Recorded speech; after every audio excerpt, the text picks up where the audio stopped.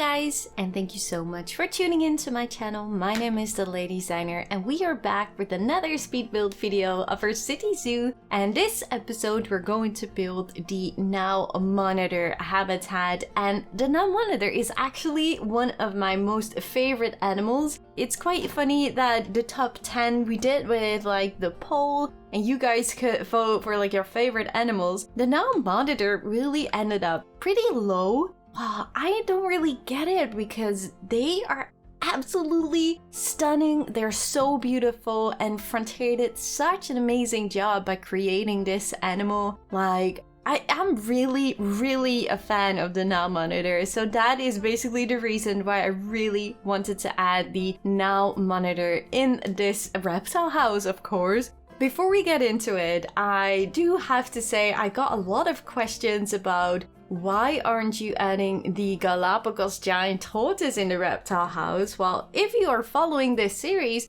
you would know that we already have the Galapagos giant tortoise in the South America dome, because that was basically the area where I thought the Galapagos giant tortoise definitely fit in our zoo. So that's why we don't have the Galapagos giant tortoise in this reptile house, but we're going to add the Algebra giant tortoise. And before we continue talking about the habitat we are building, I wanted to thank you guys so much for all your amazing support on the first reptile we added in this wing, which was the Saltwater Crocodile. You guys really loved the habitat with like the different elevations with the path going up and down. So thank you guys so much for your incredible support on that first reptile video we did in this reptile house. And I'm really happy to see that you guys really enjoy the theme we're going for and the vibe we're going for in this reptile house. So thank you guys so much for that. So from the Saltwater Crocodile, you move with like that, I don't know how you call it, it's like a rotated, sloped path, a ramp. I wanted to call it a stairs, but it's not really a staircase with steps, so I'm not really sure if it's called a stairs. I'm really curious if there is some kind of name for it. But anyway, so when you go from the Saltwater Crocodile, you move on to this rotated area with a cool water feature in the middle. And I tried to add like that little water jet, I think it is, the enrichment item that the Nile Monitor's like. But I actually don't really know how that one works. If it works if you put it like higher up on a water level, or that you have to put it just on some terrain without any water. So I'm not really sure. Like, the same issue I have with the saltwater crocodiles is that the Nile Monitor doesn't want to go into the water. I do have to say I don't have issues with the gharial. The gharials are swimming, but I didn't add some sprinklers yet. So maybe there is the issue still. I know that Kane Faynite, one of my moderators, he said like it probably will be an overpower of the sprinklers, but he didn't test it yet. So if I'm going to test it and see if the reptiles will be going into the water if we just remove the sprinklers. So if I know that, I will definitely let you guys know, and I will try to play around a little bit to see if there's any other thing we can do to make sure that the reptiles will be going into the water, because, well, we want them to go into the water, right? We're building so many underwater viewings in this reptile house, so you want them to swim and you want the guests to see them swim, because that is the whole idea behind it.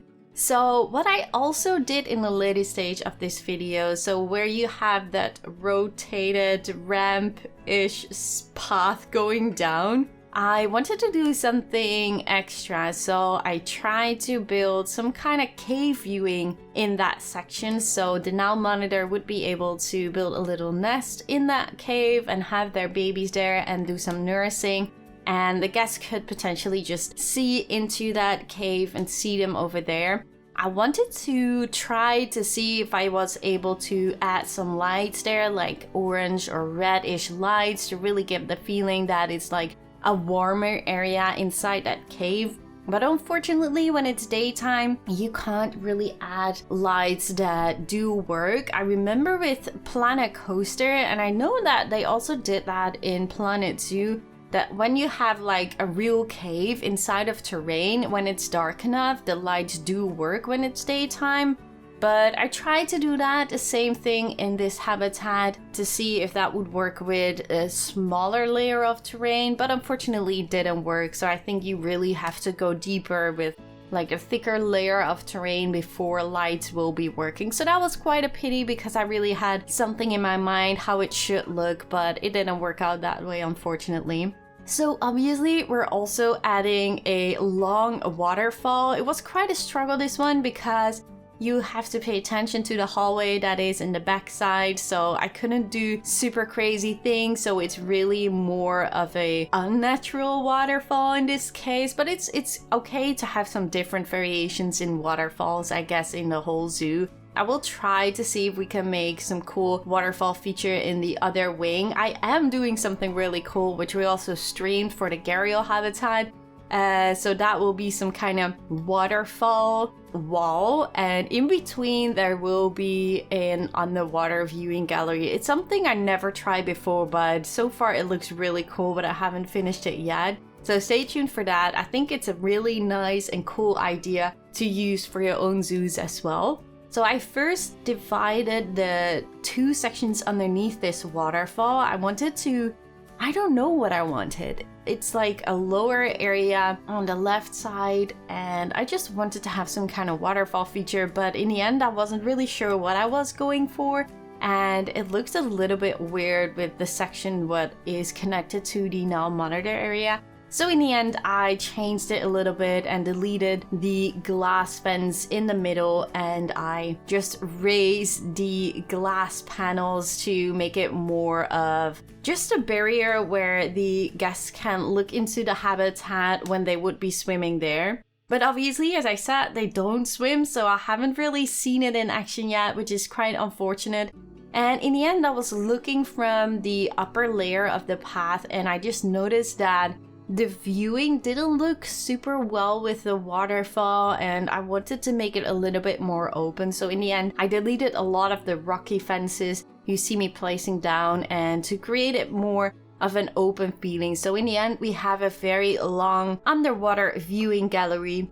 And obviously, just like we did with the Saltwater Crocodile, I created a lot of planters on top of rocks with the mulch to really give it still a bit of a more lush and tropical feeling. So also onto the cave I was talking about, we also have a lot of mulch and planters to really give that a little bit more of a tropical and lush vibe. And again, I also really added a lot of green inside the water, so when you use those apple trees, you are definitely sure that it will not be hurting the traversable area of your animals, but it does give like a nice and green feeling inside of the water. Together with like the terrain painting, using a lot of the grass color to give it more of a greener look of the water, and of course some dirty water. And I also tried to play around a little bit with like the longer grass in the water, because the cool thing is about the long grass is that it moves a little bit around, like it is moving from the air.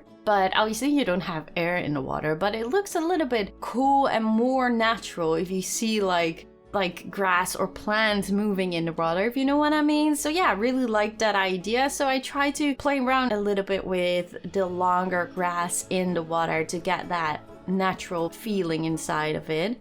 So yeah, a different habitat for the Nile monitors, yet again in the same theme and the same style. So I really hope you like it. As I mentioned in the previous episode, I really try to give every habitat something cool, something specific, something new, so it won't be just like, oh yeah, there's some water, there's some rocks. I really try to give every habitat its own specific cool thing, I guess. So hopefully you guys will like that, and hopefully I can inspire you guys. Do let me know in the comment section down below, of course. And please leave a like at the video if you guys enjoyed, because it really does help out the channel. Subscribe, of course, if you haven't already, and if you would like to give some extra support to the channel, you may want to consider to become a Fay Fam member with the link in the description. Thank you all so much for watching. I really hope to see you guys all in the next one. Bye guys!